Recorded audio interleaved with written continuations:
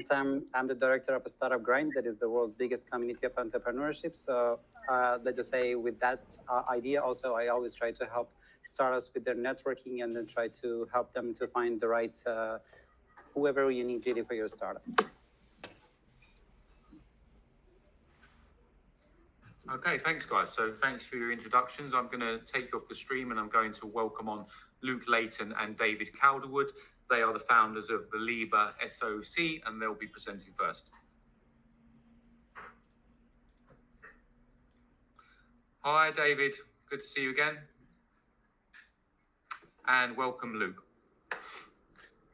Thank you. Okay, as we discussed, you're going to have 3 minutes of presentation time, followed by 4 minutes of questions and answers from the judges. So I'm going to get your presentation up, David, on stream. Just give me the green light when you're ready, and we can begin. Cool. All right. Okay. Then thank you. Yeah, we're ready. Okay, that's your 3 minutes starting now. Thank you for this opportunity for Wolf Summit and thank you to NGI Pointer as well. So why are we creating a Liber license ASIC? It's primarily for security, audibility, and for sovereignty. Security through obscurity is a very common mistake, which is always broken eventually. When you have fully Liber licensed source code, including the VLSI toolchain, there is nowhere to hide vulnerabilities. And I don't think you've seen the European Digital Sovereignty Initiative that's gone through EU Parliament. LIP6 Labs Coriolis 2 is Europe's only silicon-proven VLSI toolchain. OpenLane is funded by DARPA, United States Military, and Cadence, VLSI, etc., are US-owned and could be pulled at any time by the United States for political reasons.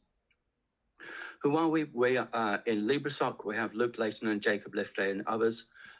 We are software engineers with hardware experience. LIP6 and CNRS labs includes professors who have been developing HITAS, Jaeger, Coriolis 2 VLSI software. And we have from Chips for Makers, we have Stafford Hagen, who is the developer of the FlexLib cell library. For commercial realization, Red Semiconductors has been set up by myself and by David, which will bring the LibreSoc transparent designs into commercial reality. What we're making a gigabit router ASIC, which will be able to run OpenWRT free software. We're basically doing a Linksys, so it'll be 5 gigabit Ethernet ports and 2 USB ports. The end users will have full control over the firmware. There will be no locked DRM like there is in standard Linksys and other products. Therefore, the end users can check, and in addition to the software, because the hardware, they can check there is no hardware spying backdoors. And consequently, customers can be confident that their business communications are not at risk by data being siphoned off and their data information sold about them. Commercial product, we expect to be a retail for around 60 euros in large enough volumes. That's it. Thank you very much. Wonderful. Thanks very much, guys. That brings you nicely to the end of the 3 minutes. I'm going to bring on stream the judges for 4 minutes of Q&As now. Thank you. Thank you very much for the pitch. One quick thing that I have to say is that I have a master in hardware engineering and I understood your pitch, but I just wanted to mention that it was a very high level communication that I was just trying to just maybe narrow it down and then try to know what exactly do you need for the next stage of the startup? Because it looks like a very ready product and you have everything in place.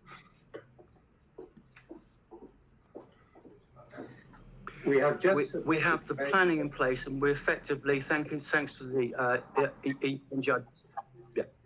Yeah. Go on, David.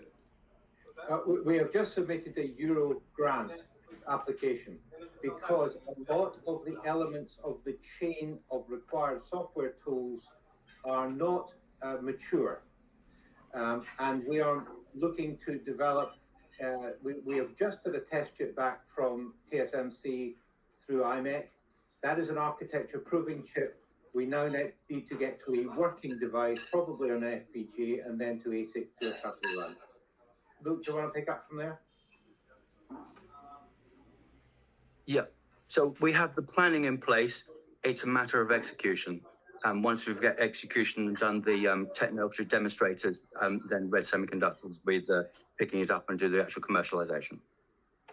So you need money for operation and commercialization. Yes. Okay, I have a question about... We've got effectively the NGI pointer and others is seeing funding already. Sorry, Pauline, go on. And how much did you raise in the EU grants so far? As of the submission this morning, 22.6 million. So that will be shared across all of the contributors. I understand. And what about your... What we have already in the term... Sorry, I think there seems to be some sort of delay. NGI pointer, we already have 200,000 euros, and from NLNet, we have 350,000 euros of grants over the past 3 years. Understood. And I would like to find out more about your target customer. So what is your target customer profile? Okay, let me handle that one, Luke. David. As part of our application for the EU grant, we have included a company called Helix Technologies, who have developed an advanced helical antenna technology, which will be used on satellite and similar communication systems. Their technology on the antenna takes it well beyond the current capability of the silicon to match the performance of the antenna. Therefore, our first ship through, and we've raised an NRE as part of the European grant, hopefully, will be to develop a much higher capability GPS correlation chip, taking the benefits of the mathematical high power capabilities of Luke's LibreSoft core. That's a classic application for the sort of device we're developing. So high mathematical computation, so cryptography, graphics, bit manipulation, basically any area where you need to do some really serious mathematical or computational work. Understand. You know how many GPS chips are sold in the world. If I can ask also, where exactly is your IP located? Where exactly is? You have intellectual property, I hope, on your design, right? No, we're dealing with an open source core, which is LibreSoft. The IP for Red Semiconductor, if you think of Qualcomm using ARM cores in their devices. So Red Semiconductor will use LibreSoft cores in their devices, and Red Semiconductor will have product IP, but the core is open, if you understand what I mean by that. Okay, thank you, David. That gives us protection from IBM patents. Thanks, David. I just need to cut you short there. Thanks a lot for your contribution today, and I'll be bringing on the next startup. Thank you, guys. Okay. Okay, so next up we have AIPPS joining us. So I'm going to welcome the founder onto the stream, and they will be taking it forward. Oh, sorry. Hi, Manuel. Are you there with us? Yes. Hi. Hello. Great to see you today. Just waiting for your camera to join. Yeah, sure.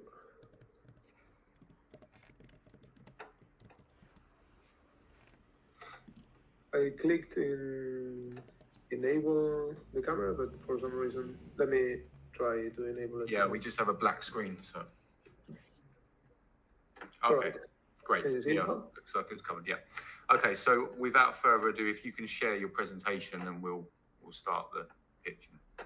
Sure. Let me share my camera. Give me just a second.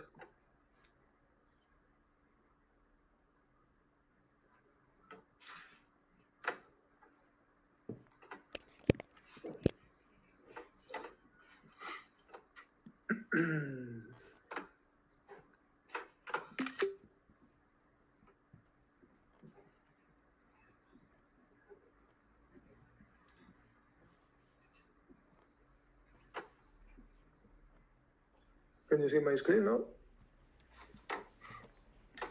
No. Okay. Yep. Now it's clear. So I'm going to bring it on stream, and you have 3 minutes to begin with now. All right. I don't know if, yeah, okay, now it's full screen. So this is Manuel Noya. I'm one of the founders and CEO of Lignovate. Yes, we know, everyone knows it. It's silly, but still, this is the average company lifespan over the last 50 to 70 years. And so what we are going to discuss here today is why Lignovate. And the first question that these companies, that every single company needs to answer is, do you know what your clients will expect from you 3 years from now? Do you know what other competitors and startups in your markets and industries are doing about it? And do you have a way to monitor or track this? Because this is really how your industry looks like. This is the main website of a bank, one of the main banks in the US, Wells Fargo. And these are all the startups and disruptors that are trying to disrupt every single value proposition of the bank, from peer-to-peer lending to benefits, etc. And this is not only true for fintech, it's also true for automotive, it's true for retail, it's true for agriculture, for biotech, aerospace, you name it.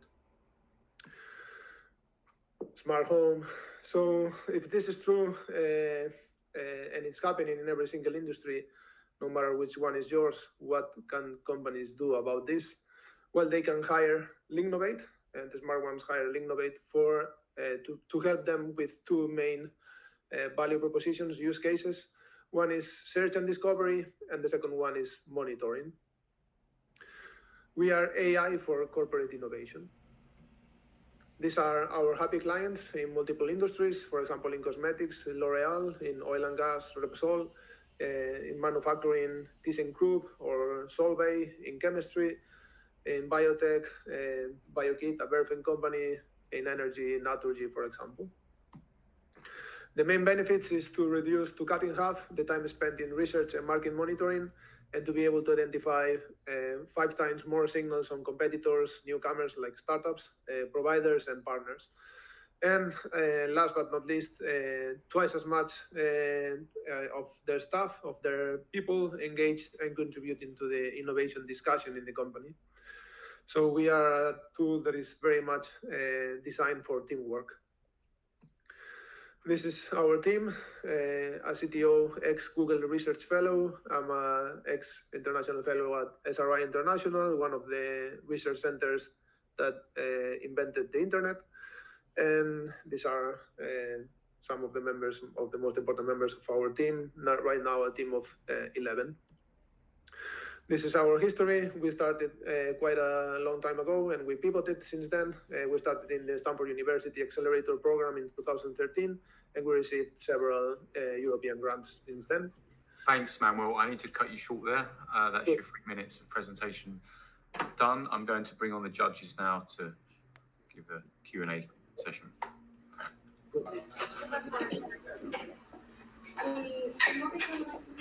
So, Manuel, thank you for the presentation. That was very impressive. Just one thing that I think this is the second startup, and I'm still trying to understand is like, what are you looking for? Because your pitches are very interesting about what the idea is, but one thing that I keep missing is what, you know, like why exactly are you right now at this competition? Well, mostly to get visibility and to get more customers. A secondary objective is to have visibility in the investor community, although we are not actively fundraising. Okay, I understand. And I have a question about your customers. So where is your company based, and where are you looking for customers? Like, which markets are you developing at right now?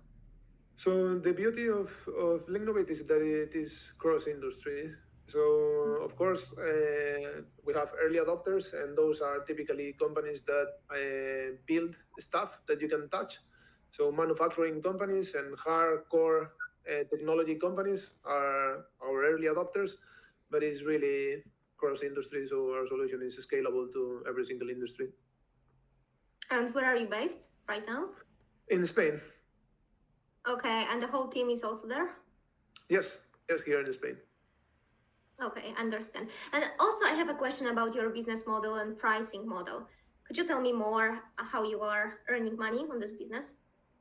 Yeah, it's a very simple SaaS model, yearly licenses. And one of the ways we are different from the competition is that we are designed for team collaboration. So we charge our clients based on the number of accounts, on the number of users, and because we think about innovation scouting as a team activity, as opposed to other competitors that kind of perceive innovation scouting as a more lonely research type of activity.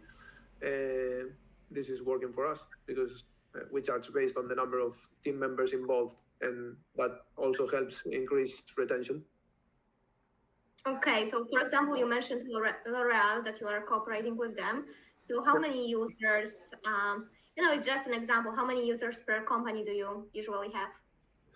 It varies a lot. There are companies that we have more than 150 users in that account, and companies that we start only with 5 licenses. The idea, of course, with those that we only have 5 licenses is to make it like a flat rate and to expand. But the average, the average, if you were asking me about the average per account, I would say right now it's around 15, 20 per company. Wonderful. That brings us nicely to the end. Thanks a lot, Manuel. Best of luck. Okay, so I'm going to take everybody off screen and bring on the next startup, which is going to be Łukasz Powol. Yeah, thank you. Hi, Łukasz. Great to have you with us. Hello. Can you hear me well? I can, yes. So if you'd like to share your screen and presentation. Yeah, sharing now.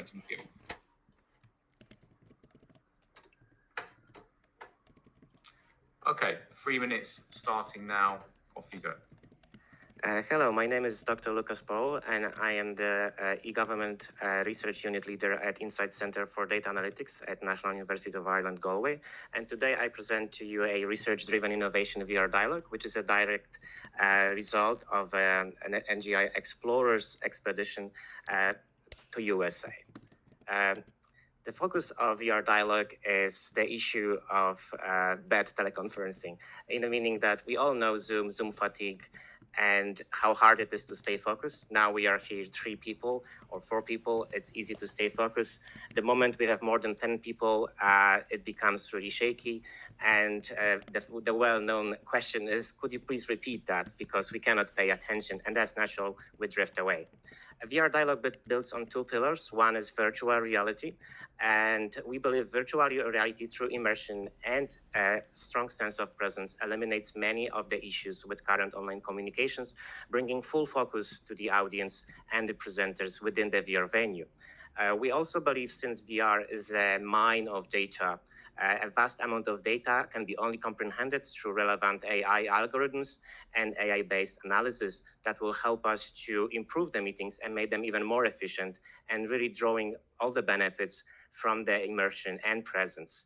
We team up with the best scientists. I mentioned that collaboration was between Simmons University in Boston and National University of Ireland, Galway, but we also draw attention from researchers from Harvard and from MIT, and we have extended collaborations there. As you know, VR market grows very, very fast, and the latest announcement for Mark Zuckerberg that 10,000 jobs will be created in the EU is just a best answer to kind of warranty how fast this market is growing. We believe our competition can be actually our customers, so we don't tie our solution to any specific VR platform. We can build on top of any platform should we be allowed to link to their platform at any moment. Currently, we are using open source Mozilla Hubs as a solution in the cloud. Our business model could be in premium advertising, and our target groups will be education, business, and government serious meetings. In terms of advertising in VR, it's easy in terms of spatial advertising. That's a heavily explored area. And of course, per event, per session, charging as well could be possible. In terms of our costs, we are actually quite cheap to run. We are currently, with our MVP, we are on Amazon services, and it can be easily scaled up if the demand grows. So it's fairly cost efficient. First year, if we get funded, would bring some burn. However, I think by year 5, it would generate quite substantial profit if only company scales. In terms of what we are looking for, we are looking for somebody to help us with business development. We are all researchers, and also with a major investment to let us deliver the proper solution. And this is it. So thank you very much. Thank you. Great timing. Mukesh, I'm going to bring on the judges now to ask you some questions. Also, Robert's managed to join us, so I'm going to add Robert to the screen also. Hello, nice to see you. Hi. So, Mukesh, very interesting project. Like VR and AR, very interesting conversations to have. But at the same time, I was wondering if you also have an eye on Google. Because during the pandemic, they also, let's just say, they were not sitting down, and they both prepared what they call the magic window, and at the same time, another project that is called PEXIP. Yes, yes. So you're basically competing with Google right now. Yeah, yes and no, because we focus on immersive VR, and only that's why I separated from AR, because we believe there is certain scientifically proven advantages of being isolated. The other solutions do not isolate you from the external environment, so our case is very different here. However, that would be our competition. Yeah. So if I would like to use Google Meet, then I have to use your app inside my, Google product? I would say our solution will be complementary to existing solutions. As we can see, the market is diversifying, and Facebook is the major investor, having 20% of workforce already switching to VR exclusively. So definitely, like Facebook Horizon Workplaces, which is fully VR, is the best example that the industry actually sees the value in full VR rather than hybrid solutions. Yeah, thank you very much for the presentation. Very quick. So I would like to come back a bit to your traction. Could you elaborate more on traction so far? Do you have already customers, and how many? So this is still a research project with MVP running infrastructure on Amazon services. We envisage for the next 2-3 months to provide more experimentation. I myself will be traveling to United States within 2 weeks now and work there for a while to develop better cases and use cases scenario for our solutions. However, we attracted a lot of interest from researchers around the world who are looking for a platform to do research because there isn't any. And our platform actually allows them to collect data in a cheap way. Everything is in the cloud. You don't require specific hardware like headsets with sensors. Actually, our data is just collected from normal headsets, affordable Oculus-like headsets. So we attracted attention from Israel and US mainly so far.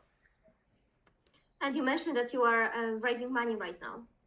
Yeah, we submitted several research proposals to Sony, to Facebook, and tomorrow I'm sending to Horizon Europe proposals. Okay. So yeah, we are trying to get research funds. However, we are open for industrial funding as well. I understand. And how much money are you raising right now? So the two grants, the industrial grants were 100,000 each, and the European ones are 2.5 and 3 million accordingly. Okay. So that's the idea for now. Thank you. Thank you.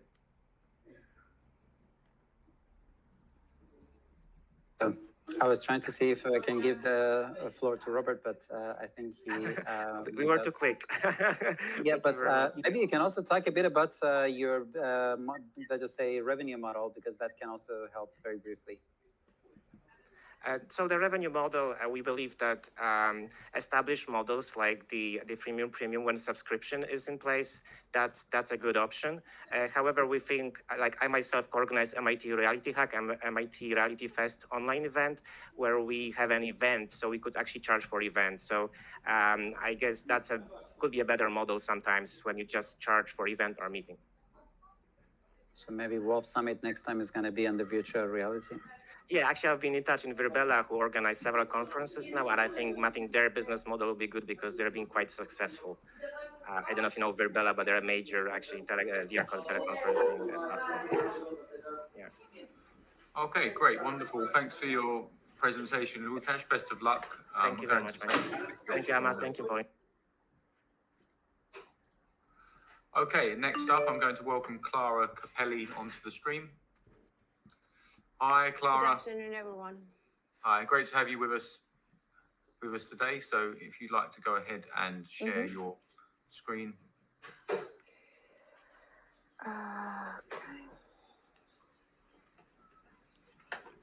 Just a sec. Okay. Great. Can you see?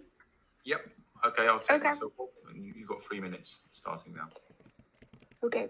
We tend to give it for granted, but documents play a crucial part in our daily life. We need them to prove who we are and to access basic services. And this is even more vital for migrants leaving their home countries seeking a better life. Sadly, as we know from news, migration journeys are becoming more and more dangerous, and documents are often stolen, damaged, lost, which of course poses a problem to the migrants, but also to the civil society organizations and the NGOs that operate in the field of migration and that spend an enormous amount of time to gather evidence to prove the migrants' identities and stories to help them apply for the services they need. And given the sensitiveness of most migrants' situations, this must be done complying with very high standards of privacy and data safety. Cosmopolis is a very small NGO based in beautiful Naples, south of Italy, and specialized in the field of human rights protection with a dedicated focus on migration.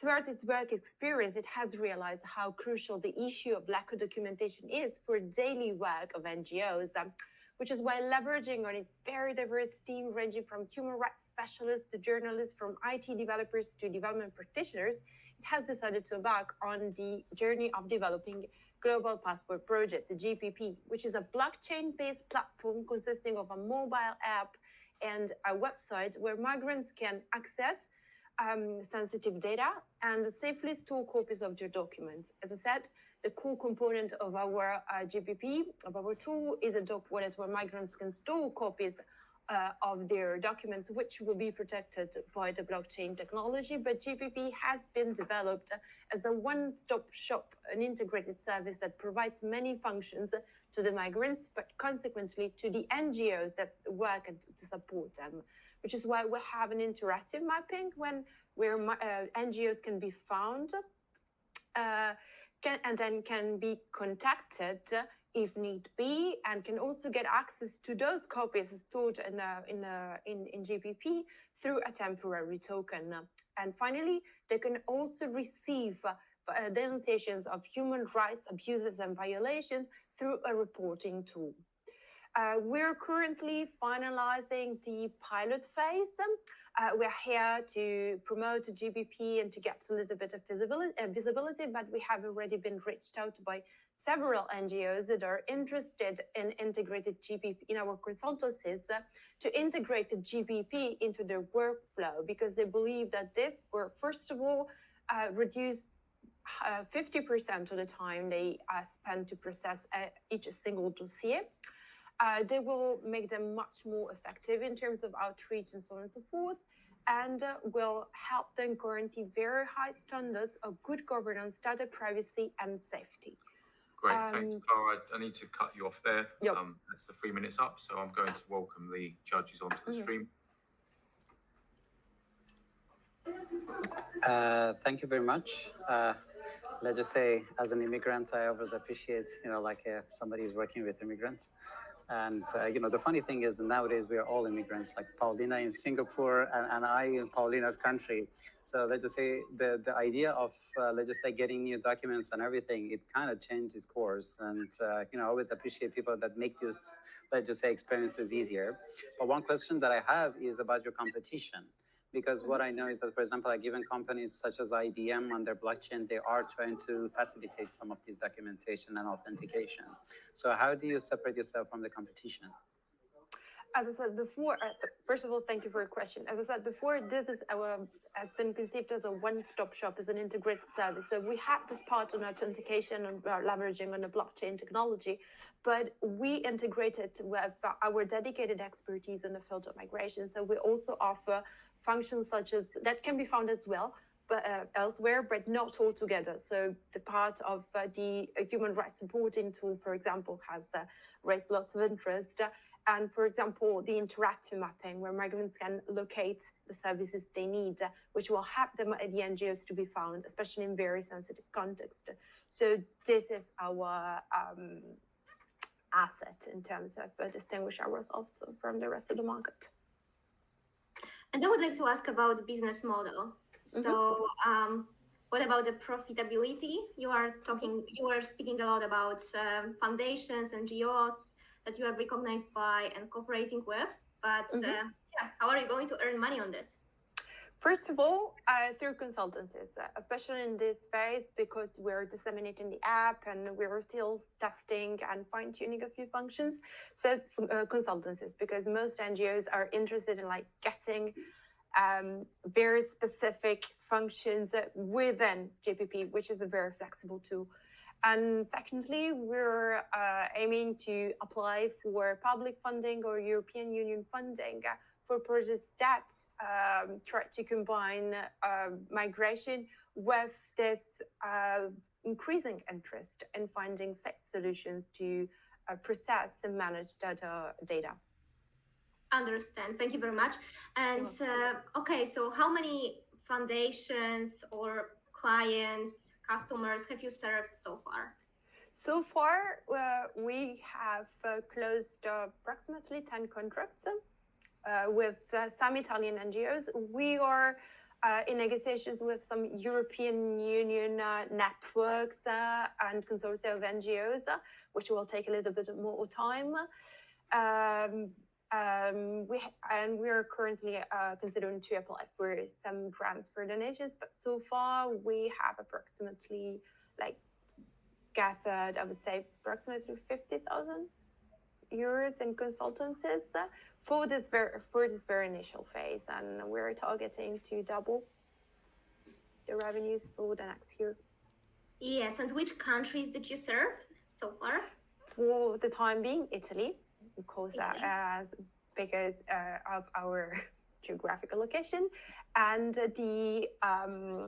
most countries along the Balkan route. So starting from Greece till Slovenia. Okay, great. That brings us nicely to the end. Thanks, Clara, for your Thank you for having us.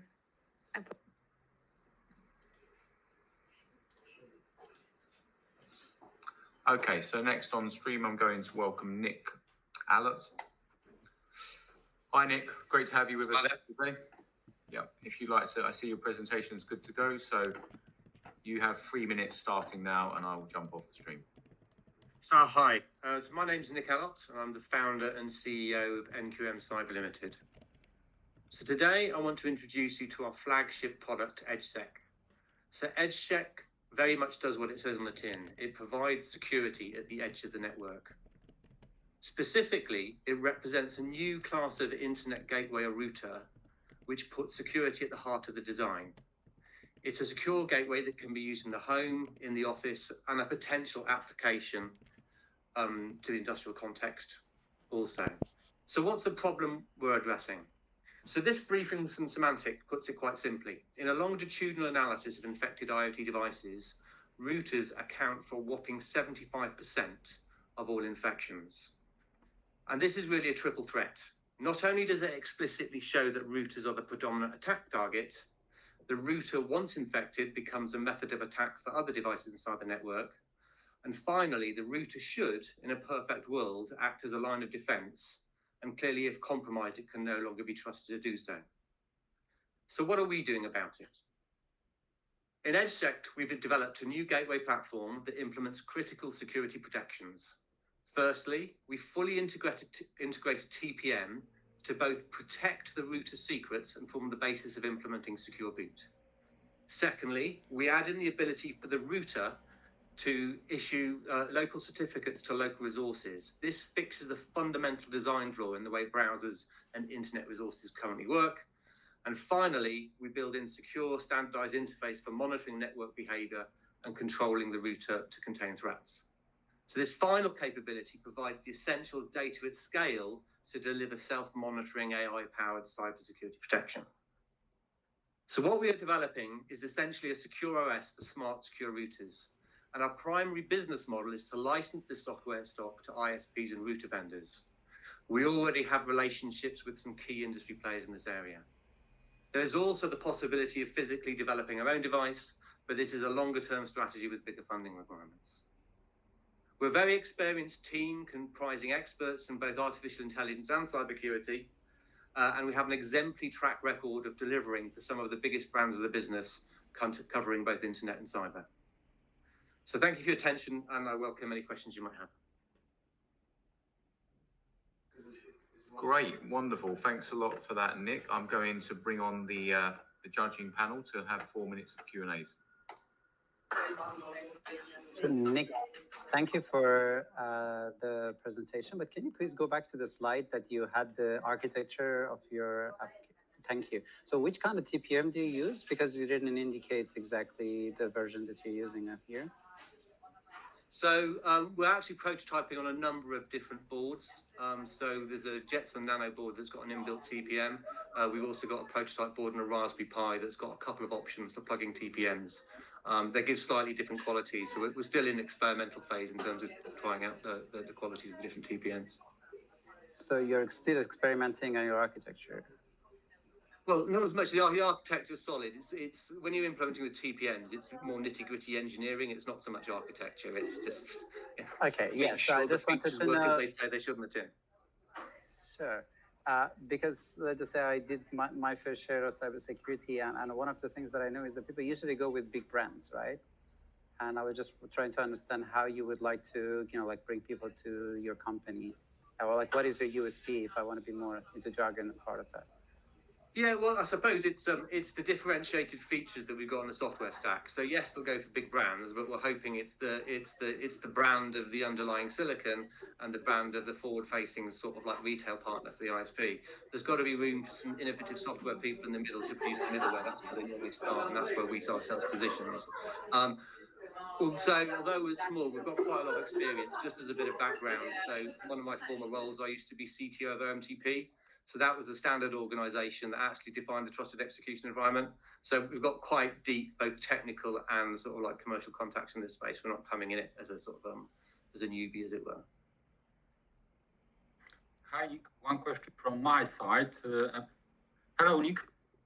Hi there. One question from my side about your business model. Who will be your client, and do you want to sell the product, your solution in one shot, or you are looking for some recurring revenues? So it'll be, well, what we're hoping for is obviously sort of licensed IP. So basically it's the full SDK development platform for the software that sits on top of the device, plus also licensing for the management middleware. And obviously a support contract will be wired into that.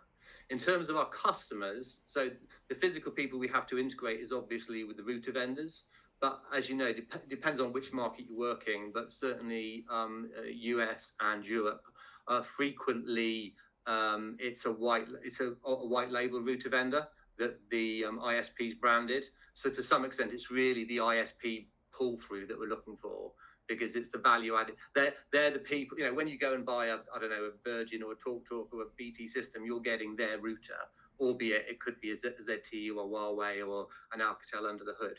So we see our customer really as being as the ISP, because it's the value added security features that they're presenting to their customer. Okay, thank you. And hi, Nick. I would like to ask about your operational plan. So what are the next steps for the next few months? Yeah, so I mean, as many of these NGI pointed things, we're still sort of like on the final sort of like couple of quarters of the development plan. So we're actually rolling out with both one router vendor and one ISP at the moment in trial. We've got probably another 4 months of sort of like validation to go through.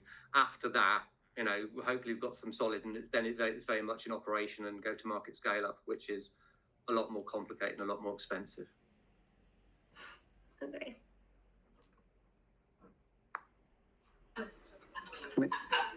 That was a very clear case. I'm not sure how much more questions the judges Great, have now. perfect timing as well, guys. So thanks a lot. Okay, thank you for your presentation, Nick.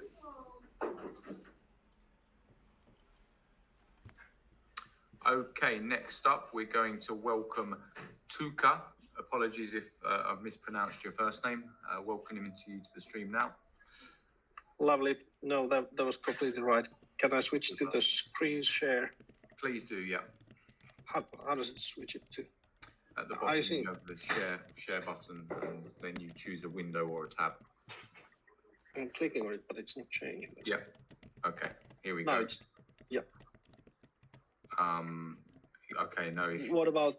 That's perfect. Is it now? Yeah.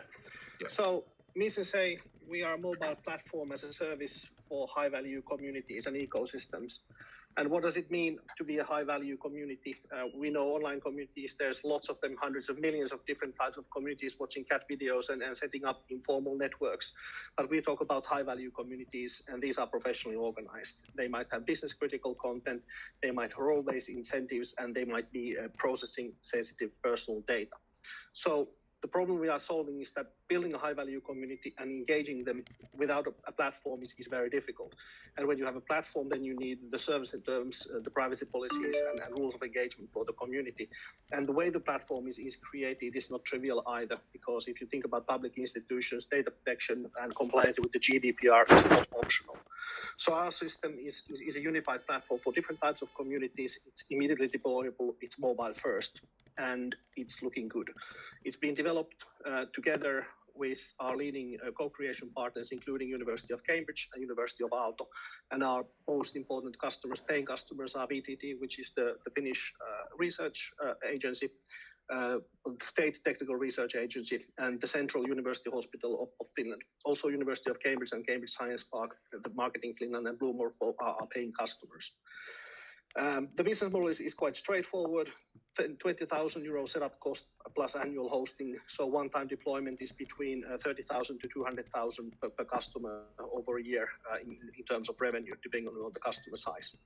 And the market we go for is different to the traditional social media, where the value is owned by the platform.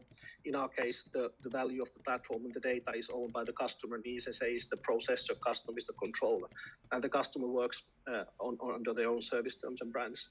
And if I show very quickly, these are the customers we are already servicing, and you can find their own applications from Play Store.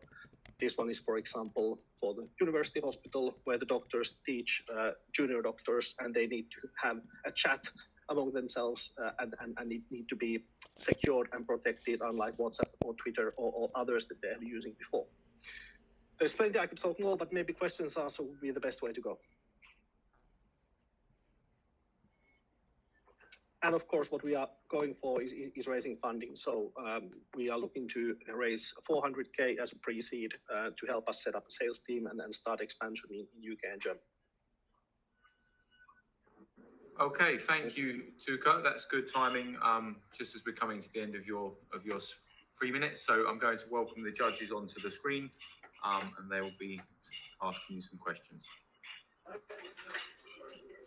So, Tuka, if I would understand your product properly, so are you a white labeling corporate chat platform, or white label or not quite?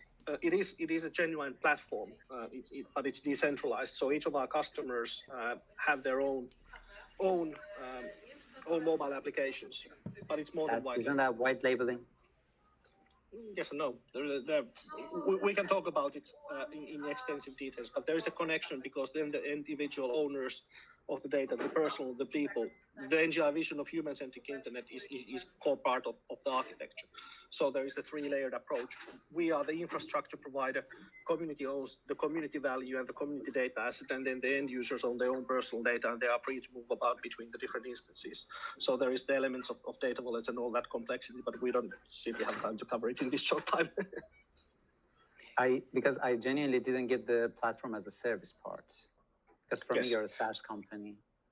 No, the platform is built for the customers. So eventually they can even fork the source code and build on-premise hosting. So it's way beyond of just SaaS. It's a platform. They genuinely own their own platform all the way up to the data and assets. But we operate it for them, and this is especially important for institutional customers who might have a ramp-up time of 3 to 5 years in building services. With our solution, they can deploy immediately, have the service hosted in a secure way, conducted by a company that is expert on GDPR compliance. And then when it's been validated, when it's proven, then they can fork the source code for themselves and set up on-premise hosting if they so want. So it's way beyond of white labeling or way beyond of traditional services. And it's the NGI vision of the human-centric approach to data. No, I mean, the fact that you have traction in your customers is definitely a proof of concept. But when I'm trying to look at myself as a hospital and then try to just make my own application, I only think of nightmares rather than a solution. Yes, correct. That's why you deploy what you see, what you get in 2 days. We deployed an application for a central hospital in 3 weeks. They were in a hurry and they really needed it for their community because the doctors were having conversations in WhatsApp and that just simply didn't go. So that's a big thing. It's what you see, what you get. No risks of development and at the fraction of the cost. Compared to $500,000 project, you'll get it for 20,000 in today, not in 6 months or 2 years. So, Tuka, as I understand, one of your main value proposition to the clients is that you want to deliver protection and security to communication, yes? Correct. With convenience and design. So we would take the best parts of Instagram, LinkedIn, WhatsApp, combine them together and provide it in a cyber-secure way for institutions. And very strict GDPR compliance, sort of for hospitals. So the data is not built on Amazon or whatnot. It's different. Following this question, I want to ask you, what do you have now regarding your solution and some IP, and what do you want to achieve with this current round of $400,000? So we are now servicing customers in Finland and UK. We want to set up a professional sales team. So our team is currently 5 founders plus some people who are working as external consultants. So we need a professional sales organization. That's the first thing, and then speed up a bit of product development for servicing deployments so that we are ready to scale and go for a round. Great. If I can cut you short there, Tuka, thanks a lot for your presentation. Okay, and next up, I'm going to welcome Irene onto the stream. Hi, Irene, great to have you with us today. If you'd like to share your presentation or screen as you prefer. Okay, I can see that we're struggling to hear you, Irene.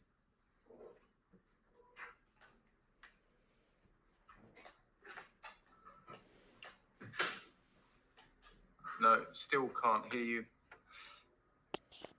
Okay, so can I ask you to rejoin, Irene, and try and allow audio and video? Leon, if you're there and available and ready to go, we can bring you onto the stage.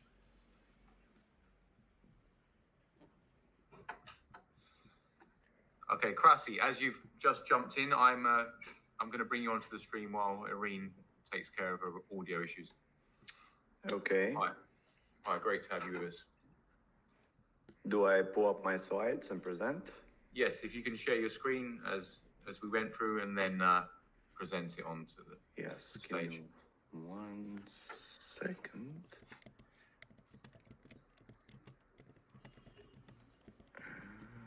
Okay.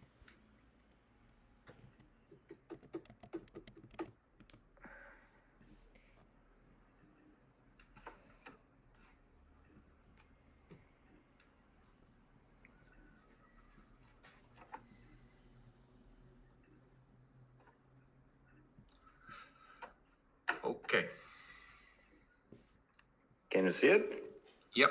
Okay, you can have 3 minutes starting now. All right. Hi, everybody. My name is Krasi Nikolov. I'm the CEO and co-founder of CorkXR, and today I'm going to present you the CorkXR platform. The problem we are solving is in augmented and virtual reality.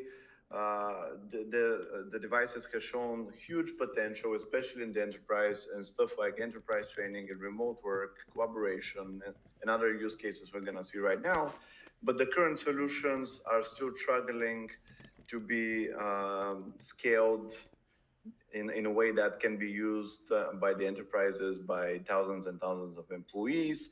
There are issues with managing and rolling out solutions to a huge number of devices, and instead they're used by a few groups of people. So how do we help enterprises go from a few people using AR, VR to their entire organizations utilizing immersive technologies? So this is what the CorkXR platform does. We utilize cloud streaming and cloud computing to enable scalable XR solutions. There are three main advantages. Scalability is number one, and also the low upfront cost to try the solution with cloud streaming. There's no friction, meaning that we don't use any PCs on premise to set up the XR device or to load the content. Everything is streamed directly from the cloud. And since it is streamed from a powerful cloud server, we get the highest possible visual quality. So why CorkXR? On the left-hand side here, you could see a typical high-end VR setup, what it looks like with the PCs and the wires. And on the right-hand side, you could see a scalable cloud server where you can, if you need 1,000 users, you just start 1,000 cloud servers and you're good to go. What are some good use cases from CorkXR? Number one, industrial training is one where you can learn how to operate machinery, learn how to operate assembly lines, train on the right hand side with Walmart. You can we see an example of people being trained how to work in the warehouse. If we have time in the Q&A, I'll play a video for you. Another great use case is the industrial and architectural design. We're talking about photorealistic images which are being streamed into VR headsets so that users can work with photorealistic models. And remote work and productivity is another great use case where we can have people come in to cooperate in a virtual environment. Okay, thank you, Krasi. That brings us to the end of the 3 minutes. I'll throw the judges onto the streams for Q&As. Yes.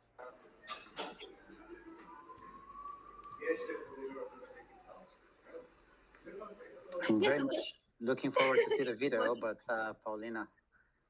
Yeah, I'm also looking forward to. But anyway, maybe you can start with questions. So Yes. first of all, I would like to ask you if you already have any customers and who are your customers? Yes. So we have customers in the telco and the enterprise space. For example, a couple of paying customers, Deutsche Telekom, Orange Silicon Valley, VR company called Untitled Technologies. And they use CorkXR in a few different use cases to stream content from the cloud for industrial training and for remote work and collaboration. Arthur, for example, uses our SDK for remote work. And Okay. I'll use the time to play some videos for you. And how many customers do you have so far? We have about a dozen in total. Not all of the revenue yet is recurring, but we make between 100K and 200K, 100,000, 200,000 euros a year. Okay, and you mentioned that you are operating pretty globally, right? You have customers from all over the world. Yes. We have customers in the US, Germany, France, Belgium, Netherlands. Yeah. Okay, thank you. Krasi, could I ask some question to better understand your solution? Do you have rather the platform with tools enabling your customers to create some VR VR images, or do you have rather the platform enabling quite quality streaming? So the platform is about streaming, and in the use case that I described, for example, right now we're looking at the architectural visualization. The content, you just need to deploy it to our cloud servers, and it's being streamed on the fly.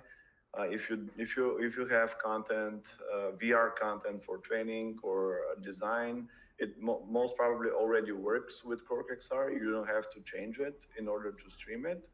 But we also have a set of tools, like I mentioned, our collaboration SDK, which can bring conferencing into any VR app. And we have different APIs as well that you could use. For example, if you're working on haptic gloves on any other XR hardware, you can use our SDK to enable cloud streaming with them as well. Okay.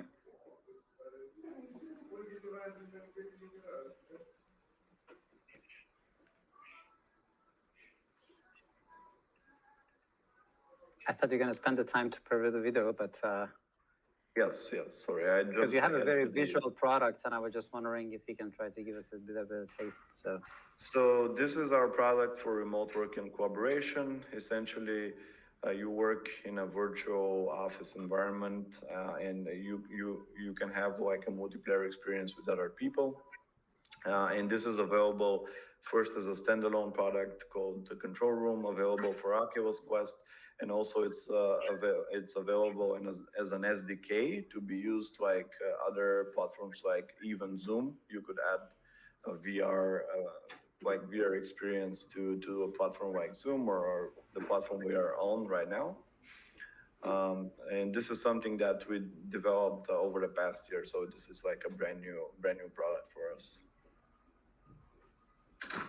Great, thanks a lot. That brings us nicely to the end, Krasi. All right, thank you. Okay, next up, we're going to be welcoming back Irene to see if we've resolved the audio issues. So, welcome back, Irene. I can see that you're on mute, so if you just unselect them. Okay, great. Yeah, I hope you can hear me now. Yes, I can hear you now. So, if you'd like to share your screen, please, or presentation. I'm right on it. Let me see.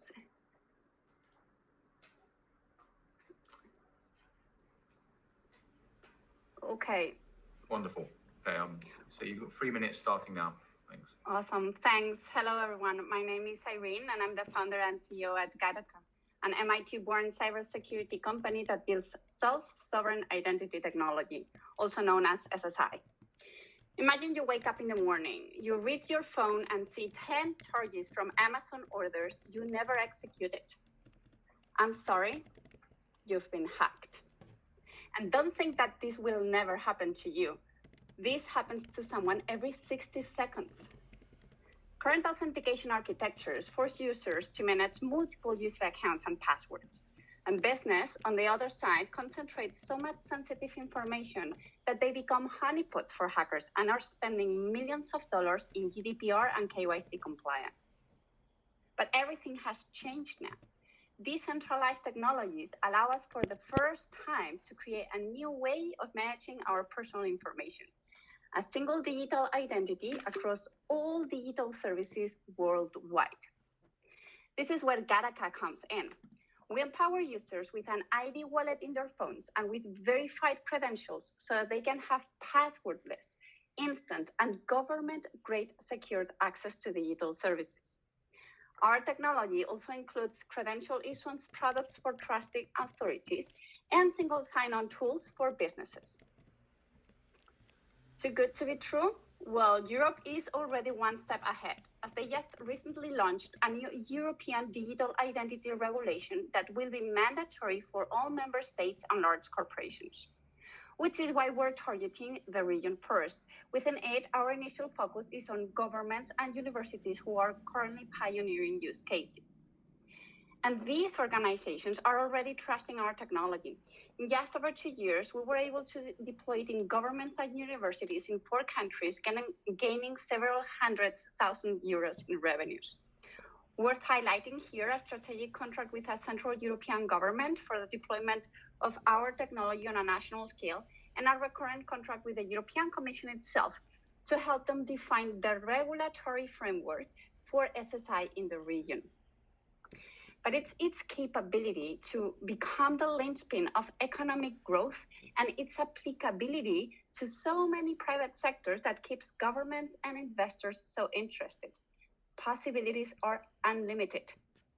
And this is the reason that analysts worldwide predict an exponential growth of SSI. With a CAGR of 80% over the next 5 years, our opportunity as a first mover to become a global leader is huge. In an industry that has no clear leader yet, we are the first blockchain agnostic, full stack, market ready solution that has successfully integrated with EPSI, the European Blockchain Network. We're currently closing a 2.3 million euro seed round, with part of it already committed. At Gattaca, we believe in a future where your data is secure, where your identity is yours, and this future has arrived. Do you want to be a part of it? Thank you. Thanks so much. Thanks so much, Irene. Great to see the presentation. Very inspiring. I'm going to bring the judges on now to ask you some questions. Yeah, very interesting. I want to ask some question from my side. Do you create your own blockchain network? Or are you using some technologies already existing? And what about cost and energy efficiency of your solution? This is the first question. And the second question is about your clients. Who do you think will pay for your technology? So users or some providers? Let me answer the last question first. So our ID wallet is totally for free for end users. The current business model is the same as the current business model for traditional identification systems. So companies pay KYC providers. They will pay for our single sign-on services on a subscription model basis based on user volume. And also issuers, trusted issuers, license our technology to issue verifiable credentials. And they pay on a per credential basis. Could I ask in this moment, how do you want to verify your user first? With governments. So governments are taking the lead in Europe with Spain, the Netherlands, Finland, Germany, already betting on self-sovereign identity technology. So they're the ones that issue the first verifiable credential. It's like a digital national ID, if you will. And that helps set up the whole ecosystem, really, because based on that digital identity credential, you can issue many more credentials like academic diplomas, vaccination records, employee cards, student IDs, you name it. And you can also, as a user, you can sign up in any digital service, open up a new bank account, registering in a new hospital, do every single sensitive onboarding process in just 1 second, same as you do a single sign-on from Facebook today. Understand. What about the efficiency of blockchain? So yeah, that question I guess was derived through blockchain. So on the first hand, we use blockchain very lightly. So we don't use it for every single transaction that happens on the network. So every time a credential is shared with a third party, that's not stored on the blockchain. In the blockchain, there are only stored decentralized identifiers for each single individual and legal entity associated to their public keys. So they're not time sensitive and not high volume type of transactions. On the second hand, most governments have their own blockchain networks that are not similar to the Ethereum public network that has these efficiency problems. So those private networks have efficiency already solved and energy efficiency obviously also solved. So that's more on a private type of network perspective that governments provide, not really leveraging public networks. Okay, thank you. Irena, if I would understand it, so you're a sidechain company, not a blockchain company. Yeah, we leverage definitely blockchain. It's an important part, but it's a small part. Our whole technology stack goes on top of blockchain, and blockchain is just a registry for decentralized identifiers, but anything else is above the blockchain. As a person who worked a bit with banking and the same thing, I really know that, let's just say what you're doing is on demand, but I also know how much banks are sensitive when it comes to blockchain technology. And at the same time, exactly what Robert mentioned, the lack of efficiency on blockchain. Just take a look at something like SQL and sharding on SQL that exactly gives the same thing way cheaper and way faster. So, Wonderful. Thanks, guys. That brings us to the end. So thanks for your presentation, Irene. Thank you, judges. I'll be bringing on the next startup. Thank you very much. Hi, Leon. Hi. Leon from Taylor Systems, AP3. Great to have you with us. Hi, my name is Leon Schumacher, and I will introduce Thaler to you. Just give me 1 second here. Share the deck. So, Thaler is a frictionless, cryptographically secured payment system using a value-based token in electronic wallets. This allows it to introduce the following innovations. First, it's a one-click cash-like digital payment with instant confirmation for all fiat and cryptocurrencies. No registration, no login, no multi-factor authentication. One click, that's all. Second, it's cryptographically guaranteed privacy for the spender. So you don't get assurances like, trust us, we'll never share your data. The data is guaranteed to stay private. It is highly efficient in power, processing, and storage, and can scale to Visa and MasterCard levels. Fourth point, it is possible to economically run microtransactions like 0.1 cent and similar things, allowing for many new business models in e-commerce, IoT, machine-to-machine, and so forth. And last, it has crime-preventing transparency on the recipient side compared to the privacy and anonymity on the spender side, and is as secure as cash without counterfeits. So it prevents black markets, tax evasion, and illegal business, and so forth. So where do we stand today? The system is running at the University of Bern in a pilot, and we are developing it in a German commercial bank for a commercially backed digital euro that will go live in the first half of next year. On the central bank side, the system also fits very, very well to CBDCs. We are in discussion with many central banks, and the Swiss National Bank was the first to endorse our solution in a white paper on their website, how to issue a retail CBDC based on the Thaler technology. And you can see the directors of the Swiss National Banks are conducting webinars on a monthly basis or more often to basically present that technology and solution to the world.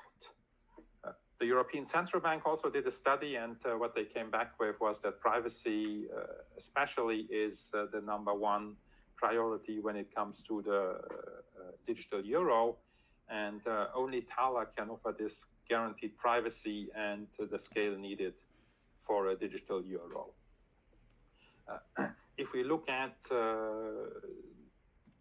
business opportunities, the business based on microtransactions offers great margins, but even for credit card intensive businesses, like in this case, Southwest Airlines, applying a technology like Thaler would net them $500 million at the bottom line a year.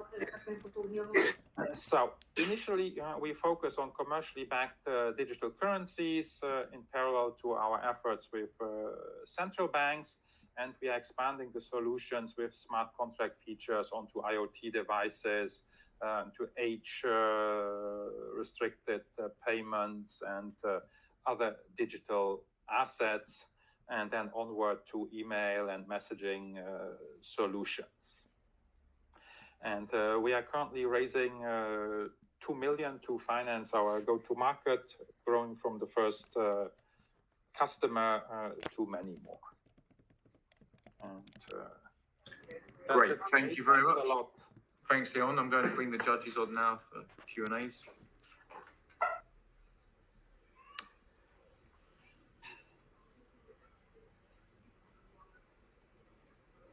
Okay, to maybe start the questions, it is your solution not going against AML procedure to recognize? No, depending on the jurisdiction, we will have to adapt to certain AML and KYC rules. Like in Germany, it's the BaFin who regulates. And if you use it with complete anonymity, if you are not a customer of the bank who will launch it, you will have limits, for example, at 150 euros. So if you go over 150 euros, it will ask you for some AML KYC information. But if you are a customer of the partner bank that launches the system, where it will be part of their app, there are no limits set for that. But they will have gone through the AML and KYC as part of their opening a bank account.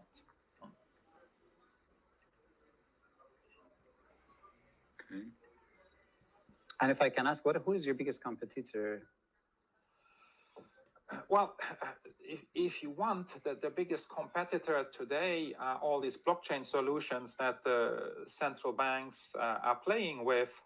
But I think those are possibly good competitors because I do not see how blockchains will scale to the transaction volumes necessary for, let's say, a digital euro and the EU and similar things. I mainly asked because I just wanted to see if I can put you in any specific box, because to be honest with you, like it was going a little bit too narrow through different sectors, and I just wanted to make sure if I would have a better understanding. Yeah, on let's say on the commercial side, anything from credit cards to PayPal and so forth would be competitors. We can just do it at a fraction of a cost per transaction. So we may be at 0.000 cents per transaction, and you could put the fees extremely low. That's why even if you take like for us a relatively high cost, like in the Southwest Airlines model of 0.3%, which we could probably do for a tenth, you have $500 million in bottom line that you could gain compared to what they have with the credit cards. On the CBDC side, you compete with things like e-currency and so for the couple that have gone live with islands in the Caribbean, for example, for a CBDC, or with Corda R3 as they are testing in Sweden. But in my opinion, they will never scale to what is necessary. Okay, because you mentioned a lot on the efficiency of your platform. And yes. I just wanted to see, because the way that you're talking about your competition, you have a very fierce competition when it comes to, let's just say, those major players that they already have established business. So I just want to know what is your USP and how you really want to tackle the market. Yeah, well, the USPs is the guaranteed one-sided privacy. So you can be sure that your information is not shared. You are in full control of your information. So if I do a transaction, the payment provider knows nothing about me, the bank knows nothing about me, and the supplier knows nothing about me unless I decide to give up some information. Yeah, but you're talking Monero will give you the same thing. I'm just trying to go back to the whole idea of understanding the fact that your client is going to be the users, or it's going to be the financial sector. Because all of them are benefits from the user, not from the financial sector. Our clients will be banks. So banks are not interested in giving that much security and anonymity to their users. That's the opposite way. Banks would like to know their customers, not to hide them behind 10 levels of the anonymity. Well, look, read the white paper of the Swiss National Bank. They are looking exactly for that. So I think that explains the case very well. So we are glad to have them put that on their website. I can gladly share the link and the information with you if you provide me your details later on. Okay, perfect. Thank you very much. Yeah. Mm-hmm. I would like to ask about your I think that we are running out of time. Yeah, sorry, Paulina. Okay, last question. That's fine. We're at the end of the track, so please. Yeah. So very quick question. I wanted to ask about your customer. So you mentioned Swiss Bank, but do you cooperate with them? We work with them. They have not officially launched a digital Swiss franc from the central bank point of view. So the customer that we currently have is a German bank which will go live with a digital euro, a commercially backed digital euro. So the German bank will run an escrow account where you put your euros in, and for that they will issue Thaler euro coins that you get into your wallet and that you can spend. So the first customer is a German bank that will go live with it in the first half of next year.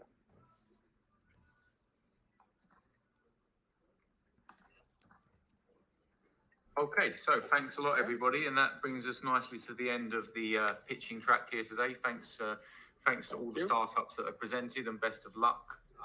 We'll be letting you know later today who's making it through to the finals. Okay.